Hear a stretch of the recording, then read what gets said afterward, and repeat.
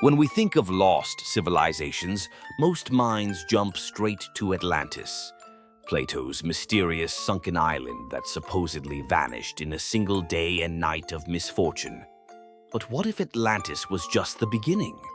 Across every continent and culture, there are stories, some half-remembered, some mythic, some surprisingly plausible, of golden ages wiped clean from the face of the earth.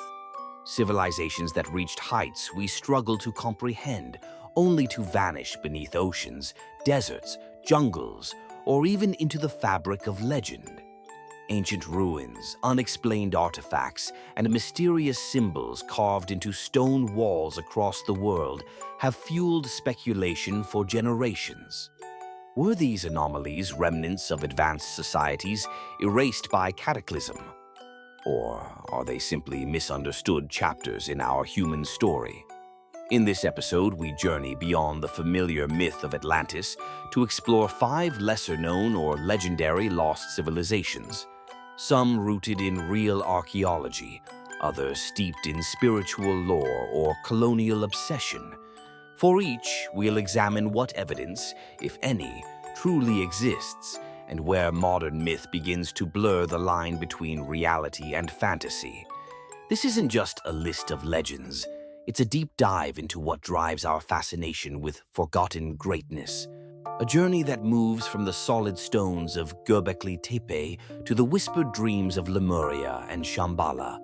Because behind every mystery lies a question: could we have forgotten more than we ever knew?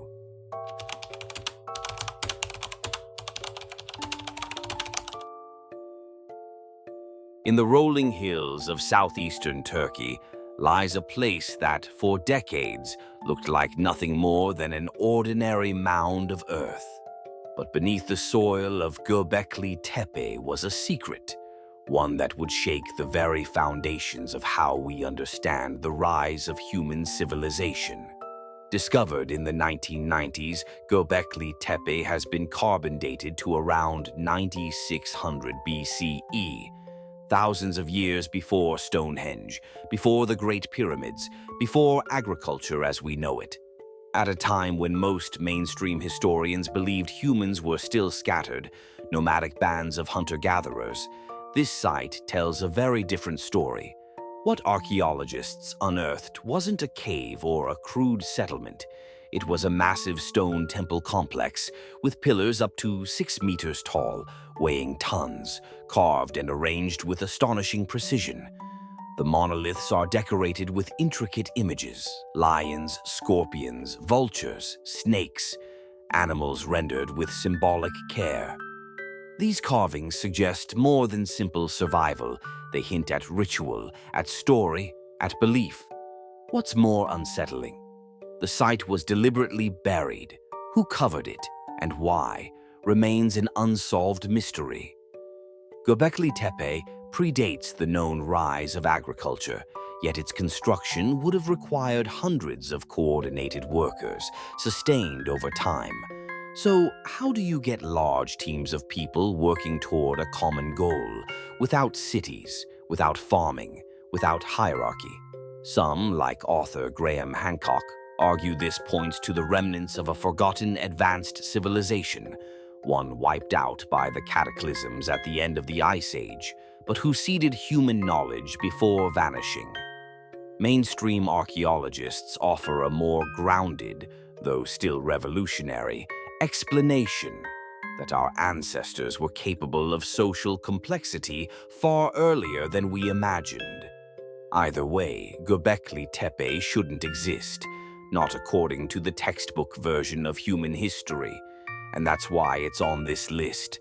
Unlike mythical cities of gold or sunken continents, Göbekli Tepe is real. You can stand among its stones today. But the people who built it, we don't even know their name. In that silence, in the shadow of carved animals and buried dreams, we hear the faint echo of something lost, not in the oceans, not in the stars, but lost in the timeline itself.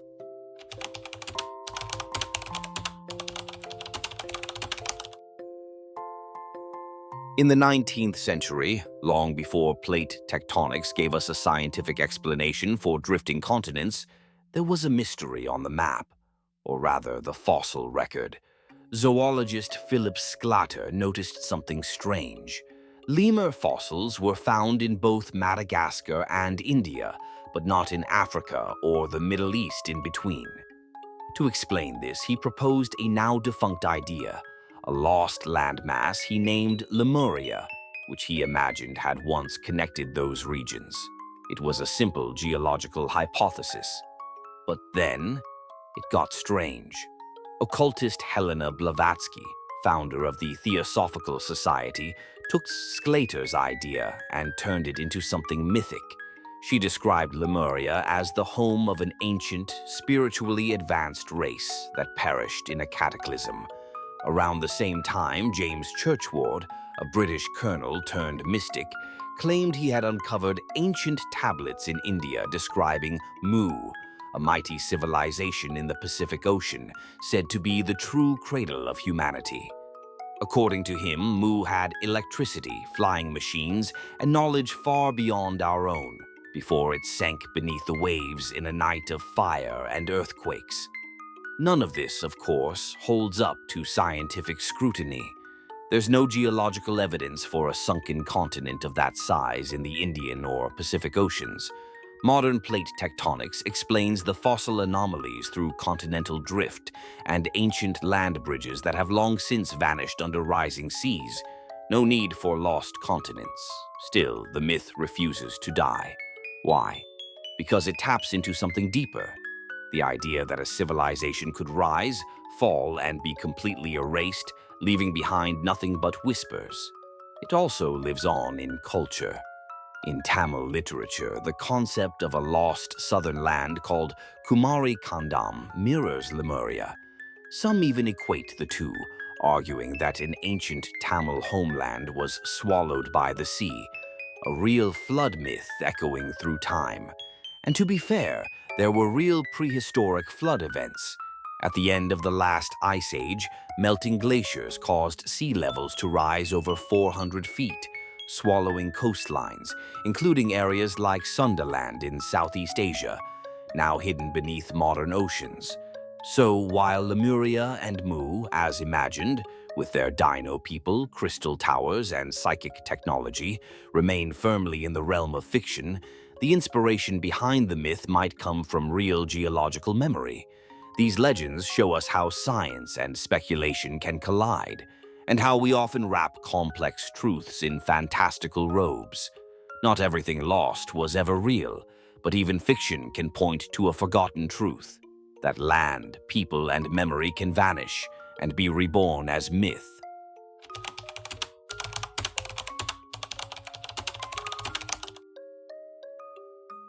Not all lost civilizations are believed to have sunk beneath oceans or been buried under centuries of dust.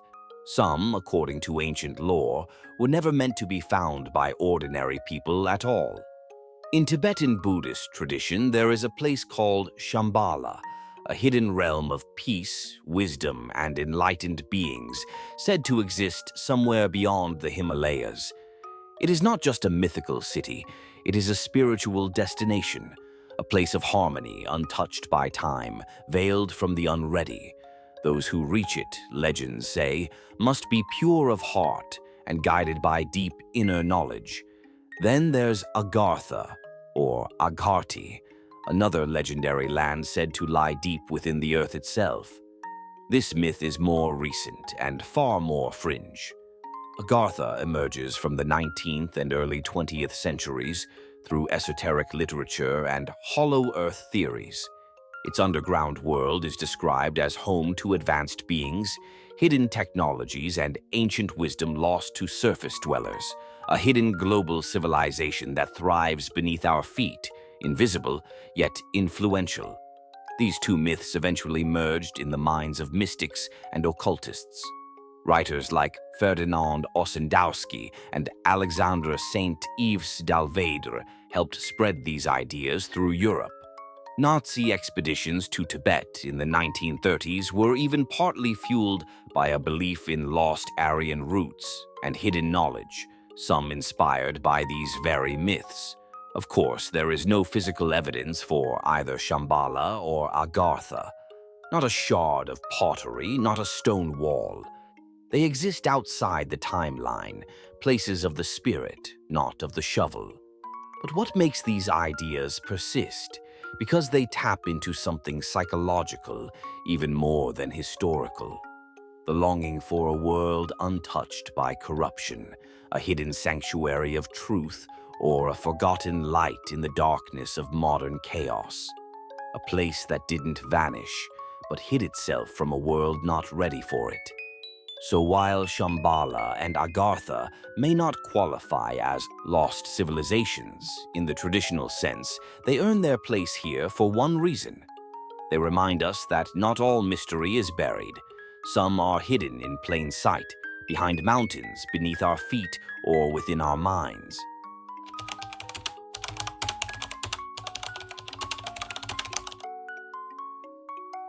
Gold dust on the skin, jewels in the riverbeds, a shining city hidden somewhere deep in the jungle. The legend of El Dorado has lured adventurers, conquistadors, and treasure hunters for over 4 centuries. But it didn't begin as a city. Originally, El Dorado referred to a man, El Hombre Dorado, the Gilded Man. A tribal king of the Muisca people in present-day Colombia, said to coat his body in gold dust and dive into a sacred lake as part of a ritual offering. The Spanish, upon hearing this, didn't just imagine a ceremony. They imagined a city, then a kingdom, and eventually an entire empire made of gold. The myth spread like wildfire. Over the years, its location shifted constantly, from the highlands of the Andes to the jungles of the Amazon. Dozens died chasing it. Francisco de Orellana, Gonzalo Pizarro, and Sir Walter Raleigh all mounted doomed expeditions. But perhaps the most haunting story is that of Percy Fawcett, the British explorer who vanished in 1925 while searching for what he called the lost city of Z, a jungle civilization he believed lay hidden in the Brazilian interior. He was never seen again. For centuries, El Dorado was dismissed as fantasy, a European projection of greed and ignorance. But modern archaeology is starting to shift that narrative. Thanks to LiDAR, aerial laser scanning technology, researchers have uncovered vast geometric earthworks, causeways, and settlement patterns across parts of the Amazon, all invisible from the ground, swallowed by the rainforest. These discoveries suggest that large, complex societies once flourished there. Not golden, perhaps, but definitely advanced and organized. So, was there a literal city of gold? No. But was there a forgotten network of Amazonian civilizations, long assumed impossible in such a dense environment? Yes. And that truth may be even more fascinating than the myth. Because El Dorado was never about just treasure. It was about the search for power, for glory, for something extraordinary just beyond reach. And in a twist of history, the conquistadors may have overlooked the real prize. Not gold, but knowledge, the lost story of an entire world hidden beneath the canopy.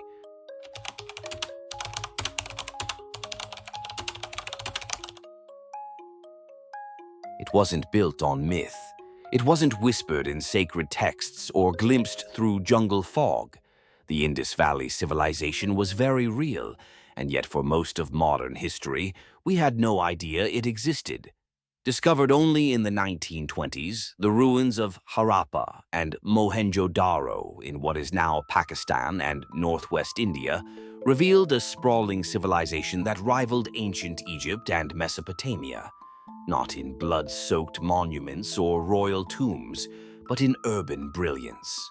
Flourishing between 2600 and 1900 BCE, the Indus people built cities with grid-based layouts, standardized bricks, covered drainage systems, and multi-story buildings. Some estimates suggest the civilization may have supported over 5 million people, a scale unheard of for its time. And yet, we still don't understand them. Their writing system remains undeciphered, hundreds of mysterious symbols stamped into clay tablets, seals, and pottery, waiting to be read. We don't know the names of their kings. We can't confirm their religion. We don't even know what they called themselves. Then came the greatest mystery, the disappearance. Around 1900 BCE, the cities were slowly abandoned. No signs of war, no mass graves, no fiery destruction, just silence. Some scholars blame climate change, monsoon shifts, or the drying up of the Saraswati River. Others suspect gradual social collapse, but no theory fully explains why one of the most advanced urban civilizations in the ancient world simply faded out of memory. For over 3,000 years, nobody talked about them. No later empires referenced them. No historians remembered them. They were truly lost. And perhaps that's the most humbling part of all this. The Indus Valley civilization wasn't a myth or a fantasy or a utopia. It was real. It built homes, laws, markets, crafts, and then it was forgotten. Not buried under legend or destroyed by conquest, but erased by time and neglect. It's a powerful reminder. Civilizations don't have to be imaginary to be lost. Sometimes all it takes is a few thousand years, and no one left to tell the story.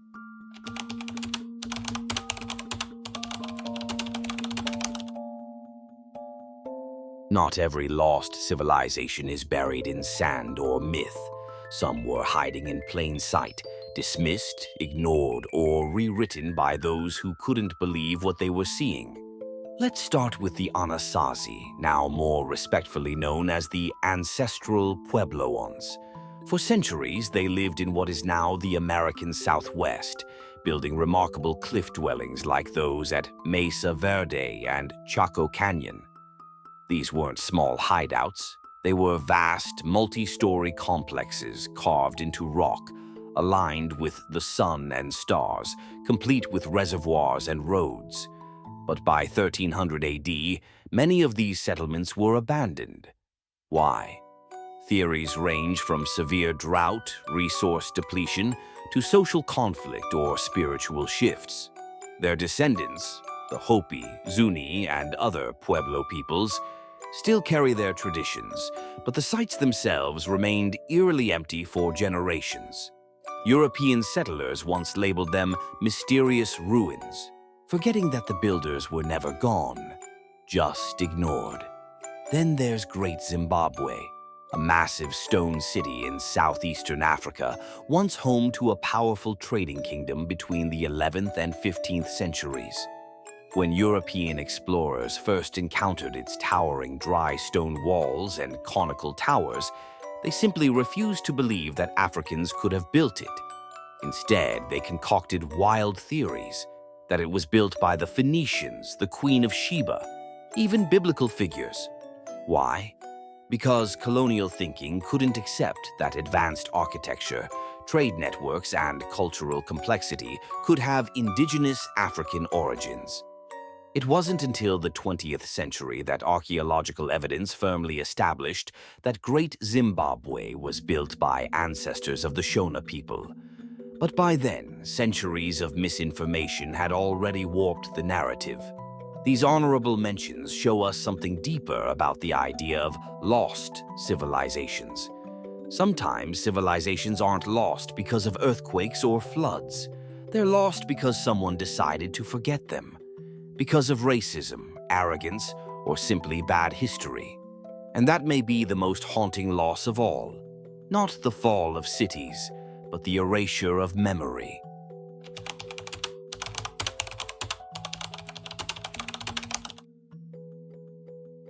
From the buried stones of Göbekli Tepe to the imagined towers of Mu, the stories of lost civilizations walk the line between fact and fantasy, science and speculation, history and hope.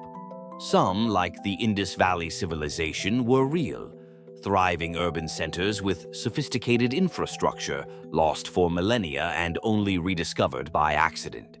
Others, like Lemuria or Agartha, may never have existed in the way we picture them, yet persist because they speak to something deeper, a yearning for origin, for wonder, for hidden truth. And then there are the in-between cases: El Dorado, Amazonian earthworks, Sunderland's sunken coastlines, where myth meets recent discovery.